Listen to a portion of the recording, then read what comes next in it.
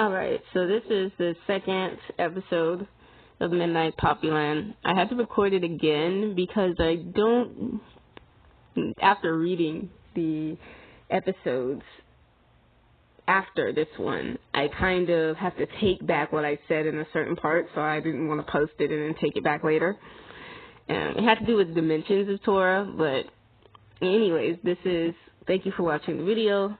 This is Midnight Poppyland, Lily Dust, the second episode, one of my favorite comics. I'm going to try to post every Saturday. So we left off where Tora's driving in a car, going somewhere to pick up, not pick up anyone, but he thinks he's going to go save his buddy or his childhood buddy. I love how she's using, the element of, foreground and background, and, how Tora's blurred out. You can still see the element of a cigarette. And, you have some realistic backgrounds, but they're kind of edited to kind of fit in with our 2D characters, so to speak. I really like that mixture. Here's Poppy's walking. So remember, she screamed and everything like that, so he was kind of concerned that he was going to have to use his gun or whatever. So he's like, it's just this girl. Look at that. Half up, half down ponytail. Doesn't look like anyone else is here. So he's looking for his buddy. I forgot his name. But he's looking for someone. Someone texted him, and he heard Poppy as well, so he's kind of trying to figure out what's going on. But as you can see, the messed up scooter. And again, the 2D to 3D background, I'm sure that took a lot of time, so I'm pretty sure we're going to have to shout out her colorist and everybody too, because I'm pretty sure that's not easy. So she comes back, and she kicks the scooter. You're a jerk too. And then she apologized to it, because this is the scooter that she bought in the first, for her boyfriend, jewelry, I believe. Sorry, I didn't mean to take it out on you. I love how she's spacing out the, just great use of white space to kind of break everything up and make everything not look so bombarded together. She really got beat up here. And that's something that was really different from the last one, is the level of her injuries. She had a full, shirt on, and then her shirt kind of split open with the force, Her hair came out, and she's all beaten and bruised up. Concerning part, she's going to have to walk all the way back to town. I don't know what's going to happen there, but anyways. So again, we have the 2D with the 3D background. Tora, she just completely is not paying attention to Tora at all. He's just like right there on the side of the road, and she's just going to walk right past him. And he's watching her, is the notion I'm getting here. He's kind of watching her pass by, and how she's completely unbothered by his presence. And he burns his finger. He burns his finger. Tora is so dreamy. So he goes in the bushes, and he's looking at the papers here. And he finds his shoe with the quote and unquote chocolate syrup. Tora leaning in. Awesome. Filet mignon tart, research paper. I also left some of her research paper behind. I love the detail in the shoes, by the way, the crouch. I believe Lonzo is going to be the hacker at this point, or somebody who works for Baltimore. Hope I'm pronouncing that well. What do you want? He'll call me if he needs me. Something else came up. What's going on? Do you need backup? Goliath is his name. That's his name. It's Goliath. Goliath is the one that called for help. That double crossing. So we're kind of getting a picture of who Goliath is, or who people think he is. Obviously, he's important enough for Tora to get out of bed, get off his couch, and go find him on his day off. So, thinking he's pretty important. So now we have two growing plots here. We have, three. Who is Goliath to Tora?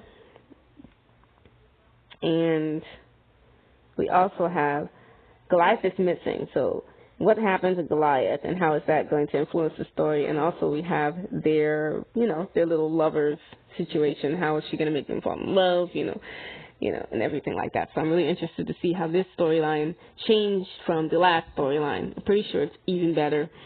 Boss, are you still kidding me? Are you kidding me? So obviously he doesn't have nice things to say about Goliath, and you can tell that Tora doesn't care. And here's, I think, an unfolding of who Goliath is to Tora. I got the info you want. Get your men ready for some action. So he said something about backstabbing and double crossing, so kind of building up to this here, and obviously there's something going on between them, and you see this little picture in the background, and obviously the taller one is Tora and the smaller one is Goliath. So what do you want to exchange? So it's simple enough.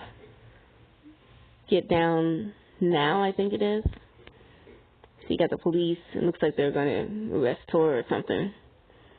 This is obviously a flashback. My criminal past records removed from your system. So Goliath is initiating some sort of exchange, and now it's kind of implying that he had Tora framed or put in jail for something to get his name clean, to get his record expunged. I love how I can't draw for anything, so the fact that just the lighting of here, how you have the lighting coming through the rafters. Got the police holding him down, and he's on the ground, and got him huffing, which is pretty awesome. Scrunched up nose, how he's just not feeling this whole scene at all. Don't move or we'll shoot. And then she kind of zooms in to the small picture. Of course, Goliath is still talking. Besides, I'm just a small fry. You won't gain anything by arresting me. So I'm thinking that he had Tora arrested. Sorry about that. Plenty of bigger fish to fry. Yeah, he probably sold Tora out. Is what it sounds like, but I'm pretty sure it's a lot deeper than that. And then we have this picture of Tora, his arm around Goliath. And this is something that was not in the first story. We stopped before we can kind of figure out. It was more about Tora and Poppy getting closer together, and we really didn't get to touch on Goliath's part in the story. He kind of was a shoe, pretty much. So this is awesome, interesting. What's the matter with Goliath? He got bumped off by his clan or what? So it's got a little flashback, and Tora's obviously very stoic, which means there's something bigger going on here. I love the detail in the lips, how she, definitely put a lot of shading in here. You have the shading of his eye corner, so it just doesn't look really flat. It's definitely a lot different than her previous style. So what's the matter with Goliath? He got bumped off by his clan or what? So I believe that's still the hacker guy on the phone. He said maybe. So I'm pretty sure Tora knows more about what's going on, considering this is he's known him since he was obviously a teenager, it seems like. Well, are you serious? That would be effing amazing. I don't think Tora likes that. Can't say I'm surprised, but dang. He picks up the paper, the little beehive. I don't swear, so anyways. He had it coming for him, that's all I can say. Hello, boss. Hello. You there? He gets tired of him talking trash, obviously. He's not really too much interested in hearing him talk trash about him. I don't think Tora feels the same. Is that like Goliath was being chased down? I'm getting great shots of Tora here. Inner thoughts, working expressions, just the way his eyebrows are and how it zooms into the face and everything. I love the shine on the nails, the airbrushing, the titanium airbrushing on the ring. It's really, really cool details. You have about 3 different types of shading going on in the chest area. So that's amazing. See, it's just a single page. There should be more of it. And you have the flashback of Poppy, and he's thinking about all her papers. So she's missing papers, so he's got a mission, it looks like. This definitely, this one right here reminds me of King of Shura, for sure. because now his irises are black instead of like, seems like they're a little bit lighter right there. But they're black here on this one. So that's pretty cool. Splash, splash. So switch back to Poppy in this really old abandoned park shed, which obviously has a lot of rust on it. Rust is a cool detail. It's fine, it's nothing. So she's scrubbing blood off of her hands, unbeknownst to her. Just some sick prank pulled to scare people. So she's in a daze. Her shirt is still ripped open. She's still all scratched up. And got the rust on the sink and everything. Cracks in the wall. Really cool. Scrub to scrub. Still, maybe I should pour this to the cops. But what if someone was just eating some chocolate and it melted all over his shoe? That kind of thing happens to me all the time. She's so adorable. And what if it was just a prank? So she's really emotionally all over the place, you know. Boyfriend just cheated on her. She fell. And everything. She fell, and, you know, a lot of stuff is happening to her. So she's just trying to get to work on time. It's just not like I found an actual footage and body part. So she's getting a little freaked out. I'm sorry, mysteriously chocolate bloody shoe. But if you are really a mystery and you should solve, you have to wait till someone smarter and braver than me finds you. Foreshadowing, I'm sure. So she's fixing up her shirt. Hand wash details. Again, the airbrushing of the sink. Pretty cool. The mirror. A little crack and hole in the wall. Really cool details. I like this panel right here, how it's showing you a little bit of the mirror, but at the same time you're seeing what the mirror's reflecting. Of course, she's thinking about jewelry, cheating on her and everything. So she's trying to get back on track. A Tart article needs to be done. She needs to not get distracted, basically not get emotional. So she's got this. She's going out again with the rest of the bathroom. It's obviously a really abandoned old park bathroom. And now she's off to try to get to the train station. Of course, Tora's presence demands attention. Haha. He's really, really, really... I love these angles of him. Just his earlobe, his ear, the back of his ear, the side of his face. I like how she's really flashing this. Again, making sure that you can see his tattoos. Especially this particular tattoo. It has something to do with his gang affiliation. Again, we have the realistic background that has 2D overtones, which makes it really, really cool. Pretty sure he asked them where to go. So it's a ticket office and the shoes. This is something that I really, really like about this one, is that we're getting a lot of effort. Not that there wasn't any effort before, but we're just getting a lot of detail with the little things like the shoes, the ground, the brick walls in the background, the way the sun is kind of shining in, hitting different parts of the shoes. It's really, really awesome. All without giving us, you know, different brands, copyright issues and stuff like that. Hey, where are you to? She's totally not doing her job. Well, where are you heading? If you don't know, check the map. And, of course, she looks up at him, and she just gets a glimpse of all of the Tora sexiness that we have been waiting for. Yeah, but these maps are confusing.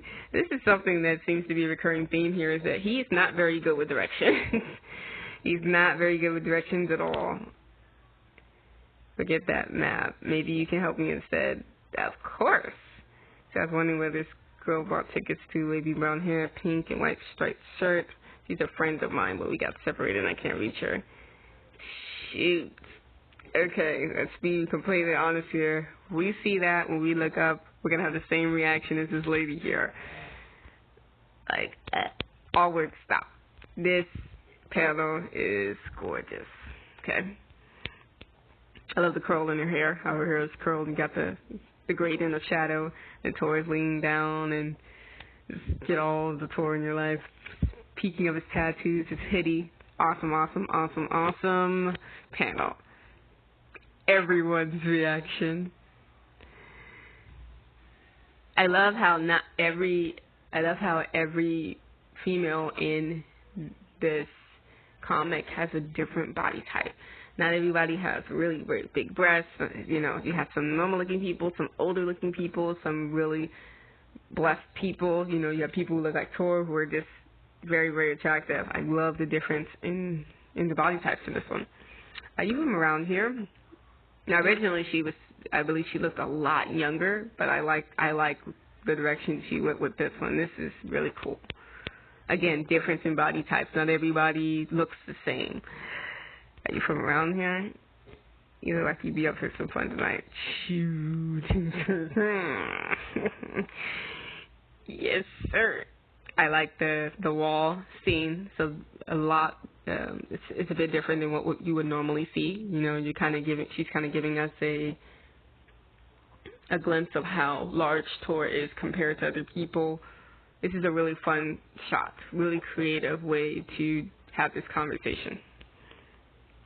You got, of course, you have the rude bystander. Hey, you're holding up the line. Get a room. This is the guy. I believe the guy that he just passed, or maybe he's not. Maybe I'm just looking a little bit too deep.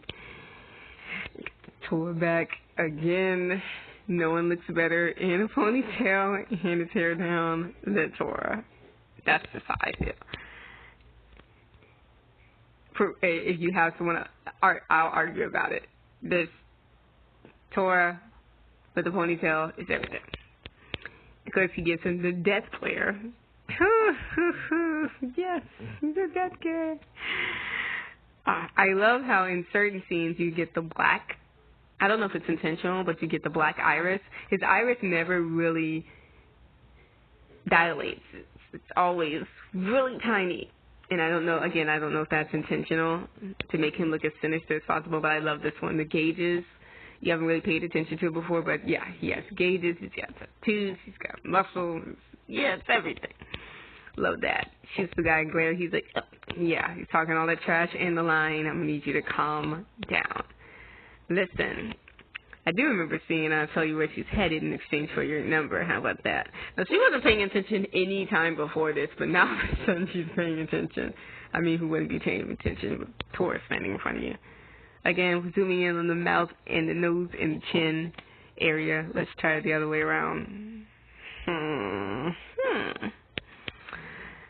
What other way around? How about you tell me where she's headed first? Tora just slang, heading first, and I'll give you my number. He leans in, so he went from leaning on his hands to leaning on his elbows. Classic, trying to set the scene, set the tone, establish this dominance, and also, you know, give her obviously a better look of all the goodness on his face.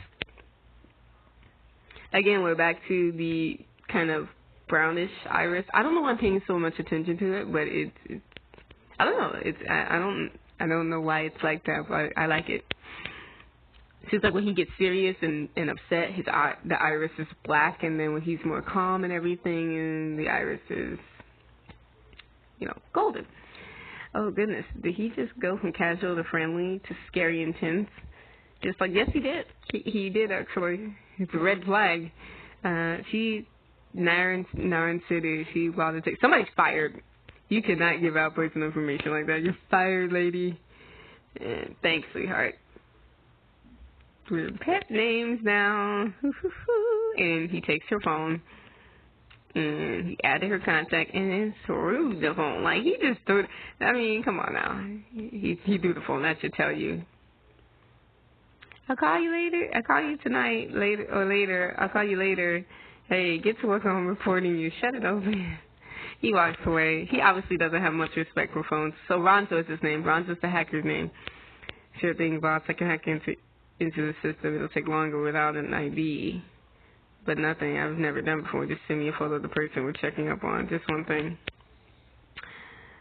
Just one thing, and we never find out what that one thing is. Right now, anyway.